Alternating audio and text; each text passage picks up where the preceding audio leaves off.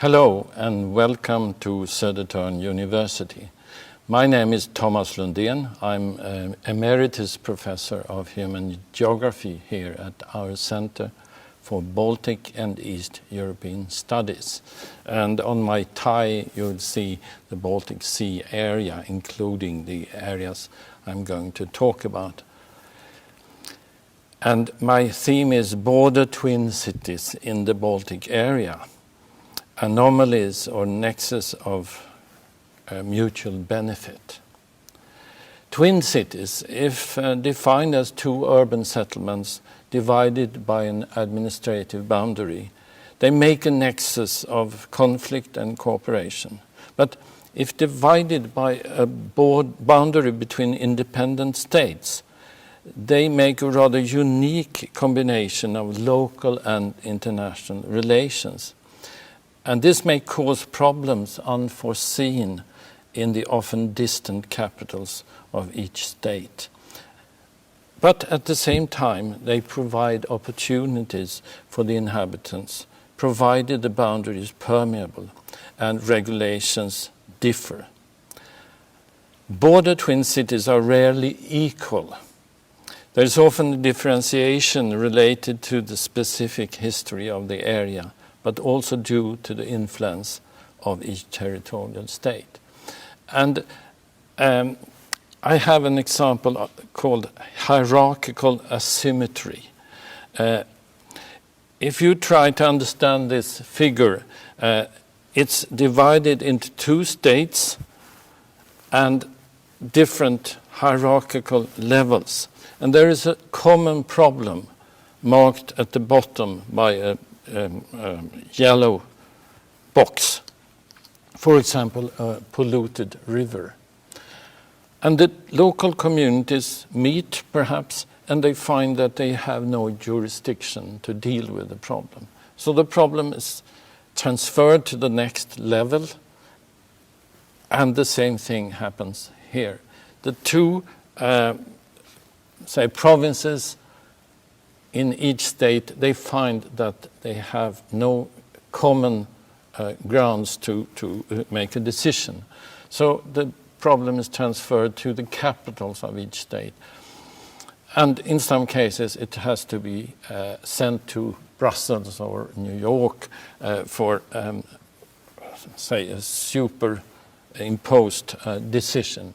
But at that level, it's often so unimportant that it's not being solved at all. Border twin cities are, roughly speaking, of two types. We have towns of antecedent boundaries, which developed at each side of an existing border, often with one town getting a trans-border suburb developing into a full-fledged town. And I will start with the example of Tornio, now in Finland, and Haparanda, now in Sweden. But there are also towns of subsequent boundaries, where a town existed before the boundary was drawn, the border cutting through the urban settlement, and often divided because of a principle of ethnic delimitation. And my primary example will be the town of Valk, divided into Valga in Estonia and Valka in Latvia. My first example will then be Tornio and Haparanda, a Finnish mother town and its ethnically mixed trans-border suburb. Sweden and Finland was one country until 1809, and then Russia won a war, and Finland was made a duchy under the Russian Tsar. And the border was drawn in the river, Torne River, but with one exception, and that was the town of Tornio, which is really on the so-called Swedish side of the river, but it was included into Finland. And there was nothing on the Swedish side. And Sweden actually tried to develop a Swedish town at a distance about 20, 24 kilometers west of the border. But people moved with their feet, and a suburb was established at Haparanda. And this later developed into the full-fledged town of Haparanda. And this is a statue of good neighborhood amity, which is rather late development, because for many years there was no cooperation at all. You see two boys building a bridge and a girl overlooking the process. But she is actually looking south. And I think this was not intended, but it's a symbol of the women in the area moving from the area to southern parts of Finland and Sweden. The twin towns are rather different in one way, the ethnic composition. On the Swedish side, it's a really bilingual town. You can see posters in both Swedish and Finnish and about events on both sides. But on the Finnish or Finland side, everything is in Finnish, no bilingualism at all in this formally bilingual, officially bilingual country of Finland. About 15 years ago, the two towns were still clearly separate, which may be seen on this map. The town centers were a few hundred meters apart. There were custom stations and people had to be inspected, not very often. But the development has been that the towns are now have decided to grow together into one town.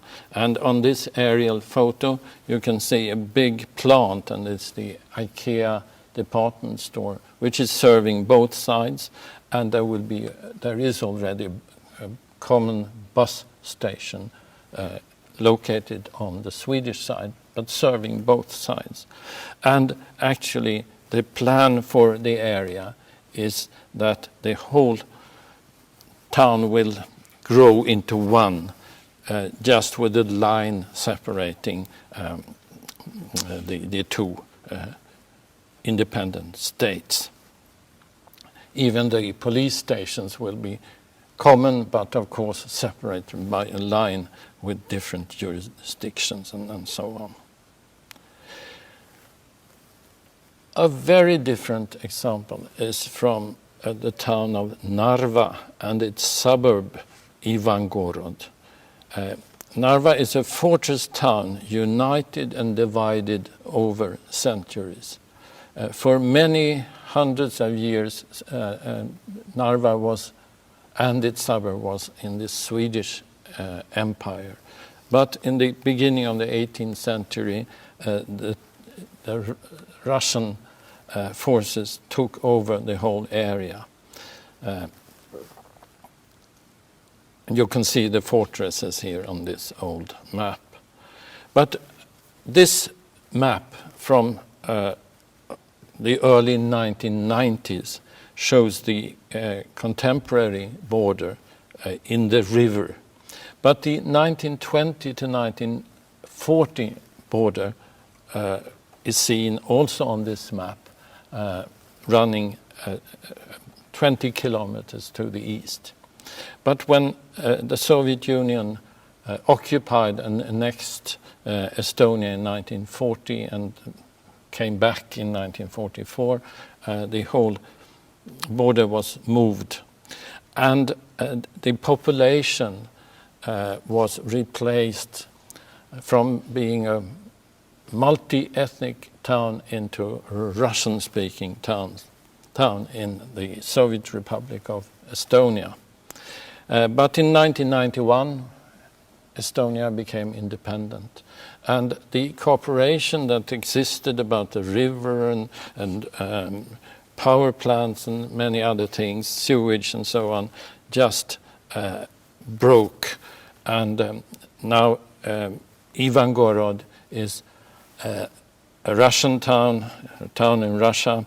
Narva is a town in Estonia, but populated by 97% of Russian speakers, which provides certain difficulties for the administration of the town and its relation to the capital of Tallinn.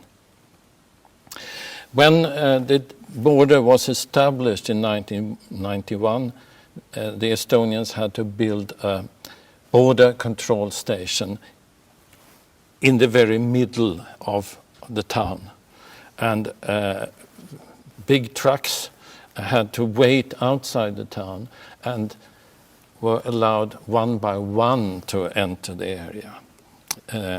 The bridge, there is also road bridge, but this is the main bridge for passengers, cars, and so on, is now a very trafficked area, and this is the customs station on the Russian side.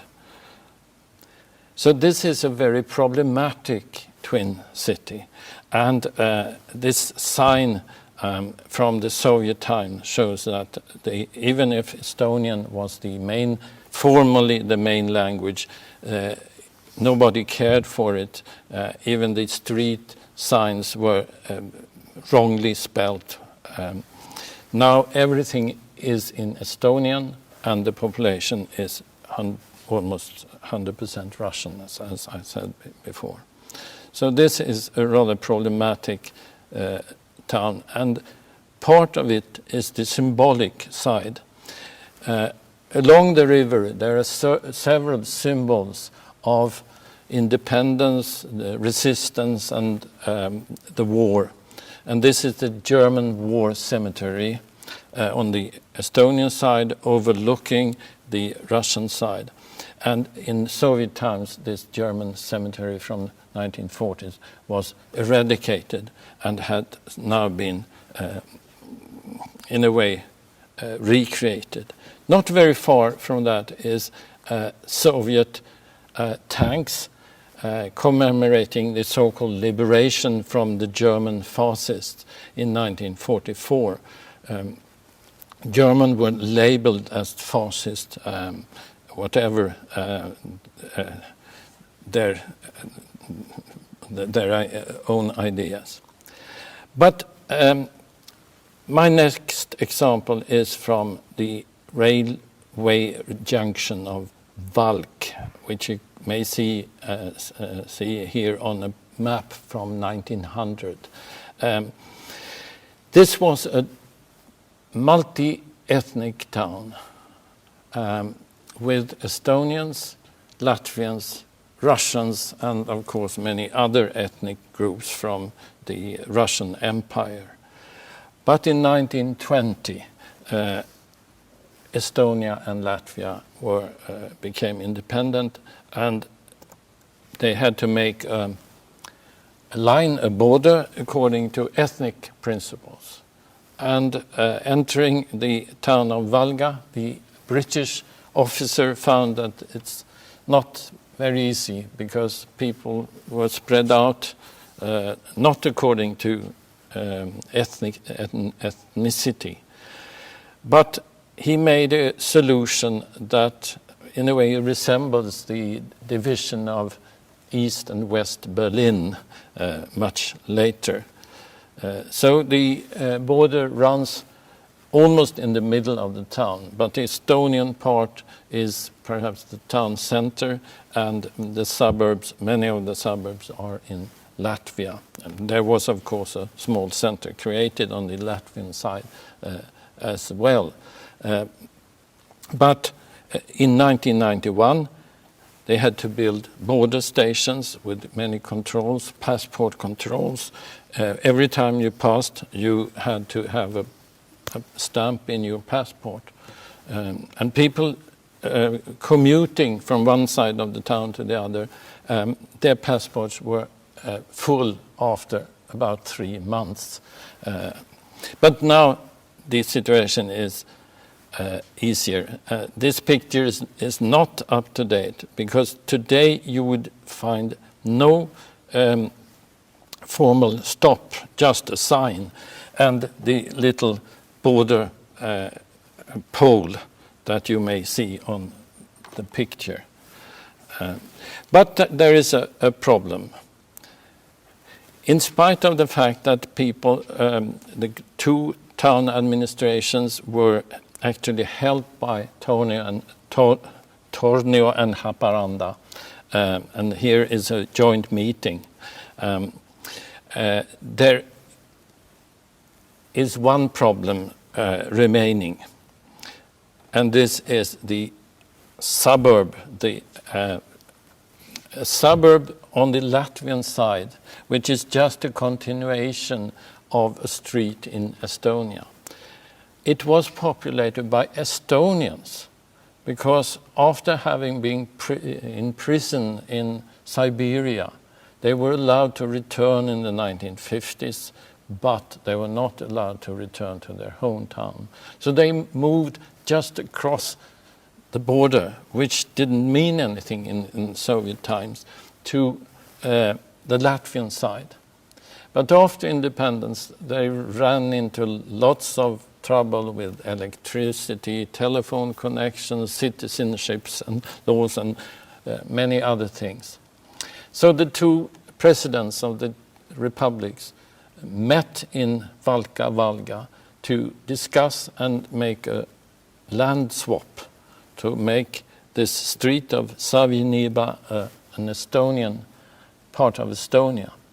But they found that it was not possible because of the Latvian constitution that doesn't permit this type of land swap. So today, the street is there. This picture from 2010 says you have to have a passport to cross over. I don't think anybody will control your passport if you walk, and you hardly see you will hardly see where you pass from Latvia into Estonia today. My final example will be a historical one, because border towns existed long before our times, and this is from a divided town between Swedish Pomerania and Prussian Pomerania. The border runs in the river, and the main city was since 1720 taken over by Prussia from Swedish ownership, so to say. But the suburb remained in Swedish hands. And there is an article about this town, and many of the problems that they had were very similar to the towns to the contemporary towns. So there was conflicts about fishing rights, conflicts about ownership, and negotiations were taken at a little room in the Dutch mill on the Swedish side. But school children from the Swedish side were allowed to cross over and go to school on the Prussian side, because they spoke the same Low German language and they were taught in the same language. But the border guards were standing at a few feet from each other. No passport controls or something like that, even in times of war, unless you were a military, of course. So the problems and possibilities of twin towns have existed for hundreds of years. So cooperation in border towns, do they make for incentives for personal contacts? Well, political cooperation across a boundary cannot itself increase individual interaction, but it can make it easier. Contacts and interaction stem from perceived benefit. Local, municipal and provincial cooperation is hampered by the lack of jurisdiction to carry out negotiations with foreign officials and by hierarchical asymmetry that I tried to explain earlier. Despite these difficulties, many initiatives are being undertaken regardless of formal legalities and financing. And in certain ways, imbalances in the supply of goods and services will create crossover effects. So in some ways, the anomaly of twin cities may create mutual benefit. And this is the end and the limit. So I thank you very much for your attention.